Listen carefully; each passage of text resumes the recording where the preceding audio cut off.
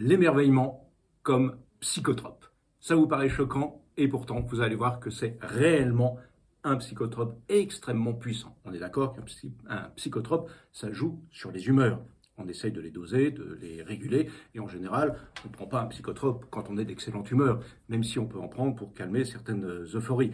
On prend souvent, dans des moments dépressifs, un psychotrope, quel qu'il soit. C'est médicalisé, c'est pris en charge, c'est contrôlé bien mieux qu'une drogue ou que le vin dont on ne maîtrise pas forcément tous les effets.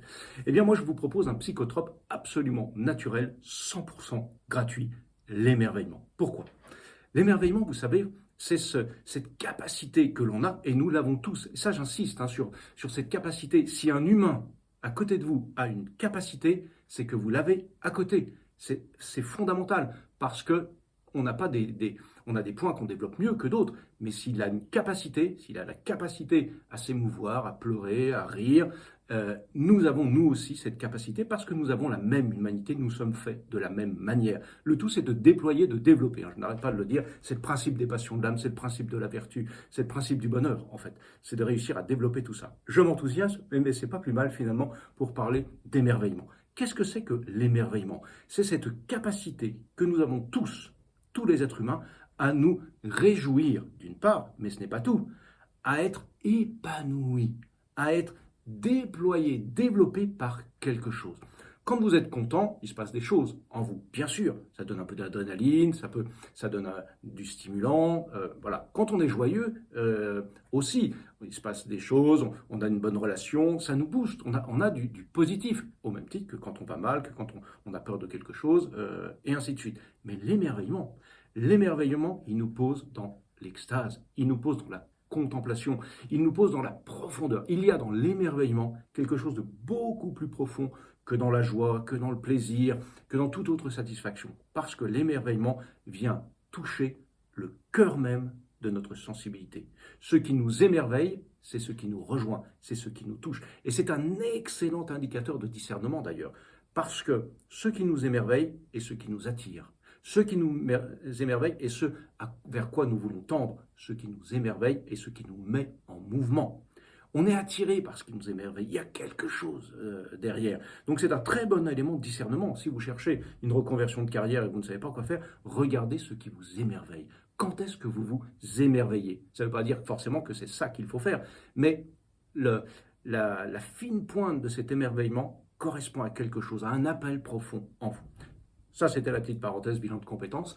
Si vous voulez, l'émerveillement va vous donner une telle respiration, une telle plénitude de contentement, parce que vous allez toucher le cœur de ce qui vous fait du bien, de ce qui vous va.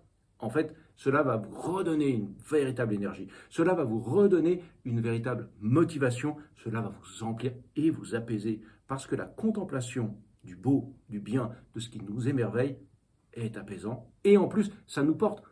Faites-en l'expérience. Regardez les choses qui vous émerveillent. Il y a un truc qui se passe. Vous avez comme une dilatation de l'âme. Comme si vous vous étiriez de plaisir. Il y a quelque chose dans l'émerveillement qui est porteur, qui est un souffle, qui nous habite, qui nous recrée même de l'intérieur. C'est pourquoi je conseille souvent, bien sûr, on conseille de rire, on conseille la joie, tout ça c'est extrêmement porteur.